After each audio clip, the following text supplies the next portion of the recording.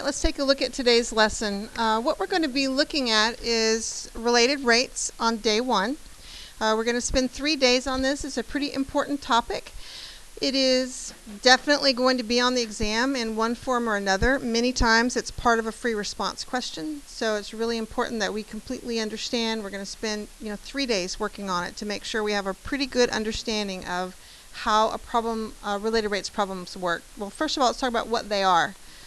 Basically, a related rates problem is a problem that involves rates. I mean, maybe you are given a rate and you typically need to find a rate. And so that is a related rates problem. So let's go through all of the steps. And we're going to use these steps every time. I'm not going to change up the way that we do them. It's consistent. We do it the same way every time. Steps 1, 2, and 3, and I'll walk you through those. That's the setup of the problem. And the setup is actually going to be worth a point for you. You're going to get a point for drawing the diagram, doing all the variables, writing out the setup. So let's talk about what the setup includes. The setup includes drawing a picture and naming the variables and the constants that you're given. We use t for time, and we're basically taking the derivative with respect to t, which is what we began to work on yesterday. I previewed that yesterday. We would write down all the numerical information that we find in the word problem in terms of whatever symbols. If you have a height and you have a rate for height, dh dt equals, you just write that out. Step 3 is we write down the rate that we're asked to find. And I'll show you that procedure, how it works. So basically going to work one related rates problem each day. One today, one day 2, and one day 3. And we're going to practice related rates the whole rest of the time. Step 4, what we would do is we would write an equation that relates all the variables that we just came up with and that we just wrote down. We're going to write an equation that relates them. Now, typically, students usually have an easier time with formulas or equations that are already established, like geometric stuff, like volume. We know volume formulas, or we should know volume formulas. They're actually going to give us nothing, so we need to know all of the volume formulas. So that student, if that's what we're dealing with, a geometrical figure, and we know it's volume, we write down the formula for volume and we, work it. Sometimes it's not. Sometimes it's something else that we actually have to create the equation from scratch from ourselves. And so those typically tend to be a little bit more difficult. We're going to practice all of that, practice all those types of problems. So we write the equation that relates the variables that we've created together. And the step 5, once we get our equation, we are going to take the derivative with respect to t. That's what we will do. And then the last step is to evaluate, substitute the numbers in that you have. And it'll be the same procedure every time. The setup, get the variables set up, draw the diagram, write an equation that relates all of that stuff together, take the derivative with respect to t, substitute the values in. Okay, that's our process. Okay, questions so far? I need to point out a couple of things that are pretty important, and one of them has to do with this step 6, plugging in the numbers. All right, notice that it comes after step 5. We do not plug in numbers before we take the derivative, after. There is one instance when you are allowed to plug in a number before you take the derivative, and that's if that value will never change, ever. Like a ladder. The ladder is going to be 25 feet long, regardless of, the ladder height is not going to change.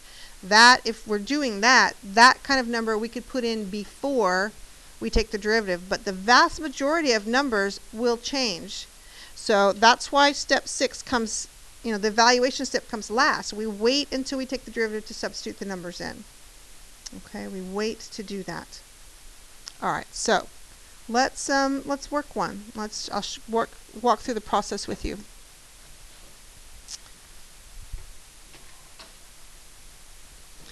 All right, so our first one, we have a water tank that has the shape of an inverted circular cone.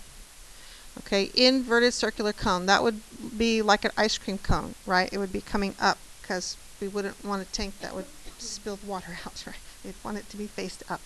So we have a inverted circular cone with a base radius of 2 meters and a height of 4 meters. Okay, I would stop right there and I would draw my figure. That's what I would do. I just do it a little bit at a time. So let's draw our diagram.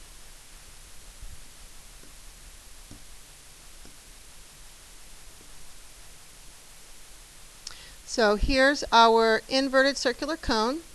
We have a base radius of 2 and we have a height of 4. Okay. All right, looks good. Let's see what the next thing says. Now, if water is being pumped into the tank at a rate of 2 meters cubed per minute. Okay, so water is being pumped into the tank at a rate of 2 meters cubed per minute. I'm just going to pause there for a second. Let's try to figure out what that means. Water is going into the tank, therefore that rate is associated with an increase in volume. It's an increase in volume. It's a positive rate. Water is, the volume is increasing. So I would write that as dV dt equals 2 meters cubed per minute. So I'm still on my setup. I'm still on steps 1, 2, and 3. I'm setting it up. I've got my figure drawn. I'm going through and I'm pulling out all the information that I have in the word problem. All right, so 2 meters cubed per minute. Find the rate at which the water level is rising. Okay, let's pause there for a second. Find the rate at which the water level is rising. What variable would that be associated with? Water level rising. Height. Height. And it's a rate. So we write it as a rate. Okay? So we would say dH dt equals question mark when. There's usually always a when. When. When what is 3? When height is 3. When h equals 3. This is our setup. Right there. That's our setup. We have our diagram drawn. We have all of the rates that were in the problem labeled. Typically you're going to have rates listed, maybe more than one rate probably. You're going to write what you want to find, the rate equals question mark, and then you write the when. Okay, so that's the format that I would like to see each of your problems done so that I can follow what you're doing. And this, like I said, on a quiz or test, you would receive a point for just the setup. All right, now once we have the setup done, next we have to write an equation. We have to write an equation that does basically takes all the variables. We have a v and an h. We need an equation with a v and an h in it. Well, we have a volume equation for a cone, we need to write that. So let's write the volume equation for a cone. So volume equals 1/3 pi r squared h. Just briefly, let's talk about volume formulas. You need to know them all. So let's just review. If the figure is a prism like a rectangular prism or a triangular prism, then it's area of the base times the height. Right? Those are our volume formulas. Area of the base times the height. If it comes to a point, like a cone or a pyramid, then it's 1/3 area of the base times the height. So you should know all of them by that pattern. We have one that doesn't fit that pattern. I mean, the sphere. We need to know a sphere. What's the volume of a sphere? 4/3 pi r cubed, right? So we would, those are our volume formulas. We need to have those, right here. All right, so notice that I have a V and an H in my information, but I don't have an R. This is the situation that I talked about yesterday where it really, if I left the volume formula as it is, I'm going to basically have the rate, the radius changing with respect to time. Do I have any information on that, or do I even want to know that? No. So I really want to look for a way to get rid of the r. That's what I want to look for that. And you're going to find that with similar triangles or similar figures. Maybe there's a similar figure. Now, I need to talk about this because earlier today we had some people going crazy about finding all kinds of unusual ways to relate variables together that aren't appropriate. So let's kind of just be sure we understand. We're not going to relate, using rates to make stuff equal. We're not doing anything. So we're only looking at pure geometric similar stuff. Stuff you did in geometry. How did you prove, similar right triangles? That's usually what it works out to be. Something like that where we can do a ratio. We don't just kind of make up ways to relate the variables together. I just want to be clear. And there are times when it's okay to have all the variables still there. What if I was given a rate for the radius? Then I should leave it there. I shouldn't try to get rid of it if I have information on it. Does that make sense? You want to look at the information that you have to decide whether you want to get rid of something or not. Don't just immediately say, oh my gosh, I have 3 variables, I've got to get rid of one. That's not necessarily the case. So we look at it. In this case, we do need to get rid of the radius because we don't have any need for it. There's no information given on it. So it would be nice to be able to eliminate it. So let's go back to our figure and see if we can figure out how to do that. Okay, let's pretend that's, water level, because the water is changing, right? The water, that's basically water is flowing in and it's rising. So let's look at that as the water level. This would be the radius when we're at that water level, whatever that level is. And this would be the height at that level, again, whatever that level is. Hopefully you notice we have a big right triangle here. And we have a little right triangle here, right? And so this meets our, it's a geometric property that we've used for quite some time now. We would simply use similar right triangles to relate the variables together. All right, that's what we're going to do. We're going to relate them together. So 2 is to r as 4 is to h. And then we would say 2h equals 4r. Now, which variable do I want to solve for? I want to solve for r because that's the one I want to get rid of, right? I want to solve for r. So r is going to be 1/2 h. Okay, making progress. So I want to go up to my formula, and I want to substitute in 1/2 h where the r is.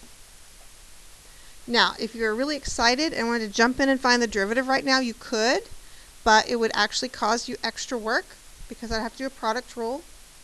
So we don't want to cause ourselves extra work for no reason, right? So let's just simplify. Let's simplify this out and just get it in a nicer form. So let's see, we have this would be 1/4 times 1/3, that would be 1/12. And then what, h squared times h would be h cubed. Okay, that looks much more reasonable to take the derivative of. All right, so let's, we're now at step, I think, 5, differentiate with respect to t. We're going to, just like I prepped you yesterday, take the derivative with respect to t. So we would have dv dt equals, so I bring the 3 down, that gives me 3/12, which is what, 1/4? 1/4 pi h squared dh dt. 1/4 pi h squared dh dt. Okay, are we okay with the derivative? Now, at this point, really, don't try to simplify. Don't mess with it. You perhaps will cause yourself extra work.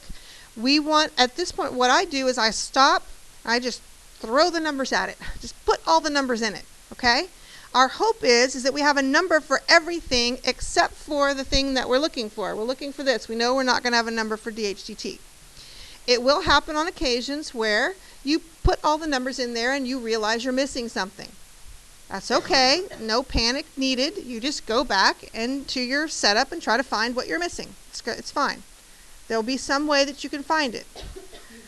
Okay, so let's just stop and let's just evaluate. Let's substitute all the numbers in. So dV dt we were told is 2 meters cubed per minute. I have 1/4 pi. Then I have h, let's see, they told us h was 3.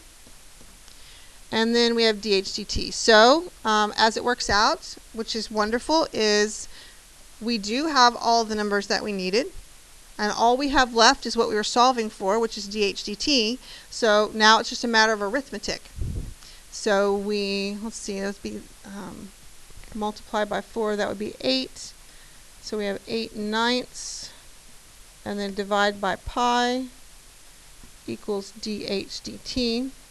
Now if we have a rate, units, we want to write it.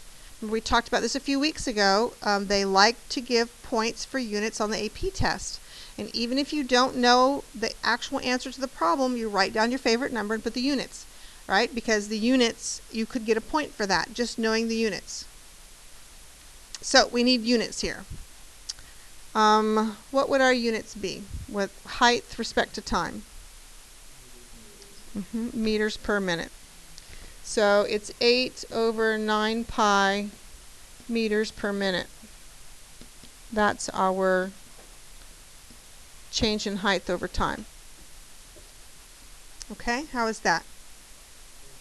We okay? Okay. Alrighty. That is installment number 1.